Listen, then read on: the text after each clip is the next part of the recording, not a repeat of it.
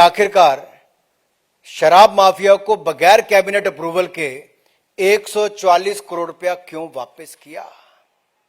किसके कहने पर किया? क्या मनीष सिसोदिया ने अकेले किया या अरविंद केजरीवाल जी की सहमति थी? किसके कहने पर देश की जनता का, दिल्ली की जनता का पैसा शराब के व्यापारियों को मिली भगत से वापस किया? इसका जवाब अरविंद केजरीवाल जी को देना ही होगा। वो आज तक सवालों के जवाब से भागते हैं। यह सवाल देश की जनता बार बार पूछती है कि शराब के व्यापारियों के प्रति ये इतने नरम दिल क्यों? किसको कितना मिला, कैसे मिला, इसकी जड़ तक जाना ही होगा।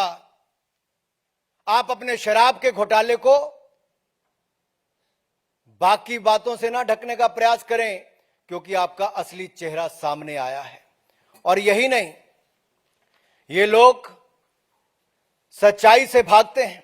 ये आम आदमी पार्टी के नेता, चाहे अरविंद केजरीवाल जी हो या बाकी हो, ये सच्चाई से भागते हैं, ये जिम्मेदारी से भागते हैं, ये सवालों से भागते हैं। अब ये जनता से भी दूर भागेंगे। और आज जब मीडिया के मित्र सवाल पूछ रहे थे तो मनीष जी उल्टे पांव भाग रहे थे। मीडिया के सवालों से पीठ दिखाकर भाग सकते हो, जनता से भी ऐसे ही मनीष सिसोदिया, अरविंद केजरीवाल को भागना पड़ेगा। और ये जो 30 करोड़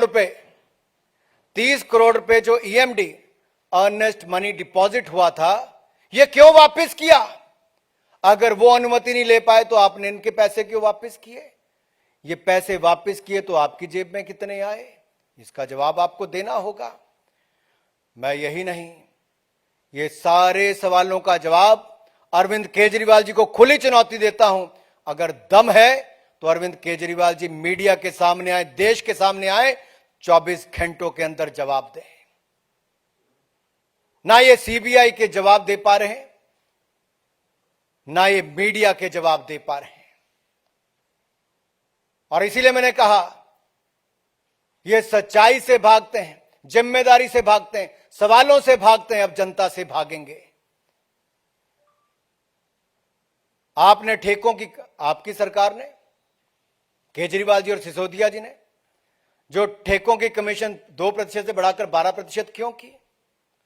और एक्यूज नंबर 1 मनीष सिसोदिया जी से सीधा सवाल है कि ये जो बिचौलिए जिनको अलग अलग इनमें एक्यूज ठहराया गया, उनसे इनके रिश्ते क्या है? अरविंद केजरीवाल जी और मनीष सिसोदिया जी के रिश्ते क्या हैं इनसे?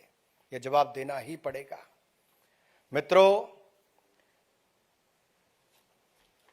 ये लोग जनता के सामने और जनता की आंखों में धूल झोंकने का प्रयास करते हैं। राजनीति में आने से पहले भ्रष्टाचार के खिलाफ आंदोलन तो करते थे, लेकिन आज तक उस पर किया क्या?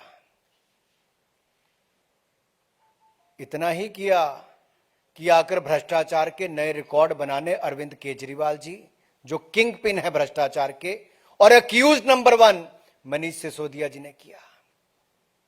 और मनीष सिसोदिया ने अब अपने नाम के स्पेलिंग भी शायद चेंज कर लिए हैं।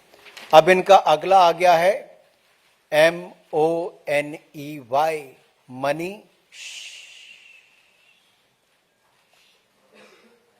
कमाई करो और चुप रहो। मनी।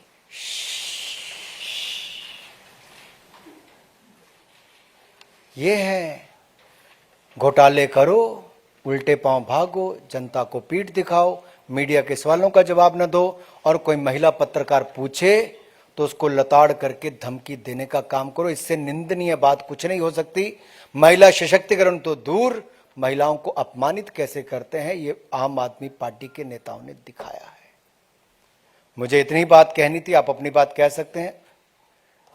मेरा विनम्र निवेदन होगा माननीय आदेश गुप्ता जी से, पहले हम तीनों लोगों के वक्तव्य दिलवा देते हैं, पुनः आप अनुराग जी से सीधा सवाल कर सकते हैं। माननीय आदेश गुप्ता जी। धन्यवाद संजय जी।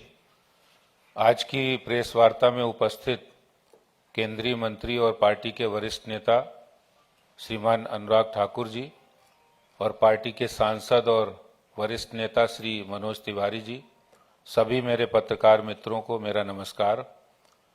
अभी बहुत सारे सवाल अनुराग जी ने मनीष सिसोदिया और अरविंद केजरीवाल से किए। किसी भी सवाल का उनके पास जवाब नहीं है। दिल्ली के अंदर नई शराब पॉलिसी जब इन्होंने बनाई थी तो उसकी गुणगान करते ये लोग थकते नहीं थे। पहली प्रेस कॉन्फ्रेंस मनीष सिसोदिया जिस समय कर रहे थे, शराब की नई नीति 21 नवंबर को लॉन्च की, तो पत्रकार ने पूछा आप नई शराब नीति क्यों ला रहे हैं? पुरानी शराब नीति में सबसे अच्छा मॉडल है जिसको कई राज्यों ने अपने यहां लागू किया, क्योंकि उसमें बेईमानी की गुंजाइश नहीं है। तो पत्रकारों को जवाब देते हुए मनीष सिसोदिया कहते हैं कि ये शराब नीति दिल्ली में शराब के इक्वल डिस्ट्रीब्यूशन के लिए काम करेगी।